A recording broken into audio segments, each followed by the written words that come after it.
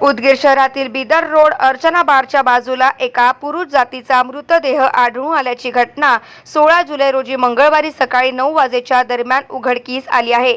सूत्रांनी दिलेली माहिती अशी की अर्चना बारच्या बाजूला असलेल्या नालीत एक पुरुष जातीचा मृतदेह असल्याचे नागरिकांनी पाहिले। या घटनेची माहिती पोलिसांना आणि नगरपालिका कर्मचाऱ्यांना दिली। घटनेची माहिती मिळताच पोलीस कर्मचारी व नगरपालिकेचे कर्मचारी घटनास्थळी दाखल झाले आणि नालीत असलेला मृतदेह बाहेर काढून उदगीर येथील सामान्य रुग्णालयात शवविच्छेदनासाठी दाखल करण्यात आले। सदरील मृतदेहाची ओळख पटवण्याचे प्रयत्न पोलीस कर्मचारी हे करीत असल्याची माहिती सूत्रांनी दिली आहे। गाव माझा न्यूज करिता सुधाकर नाईक, उदगीर, लातूर।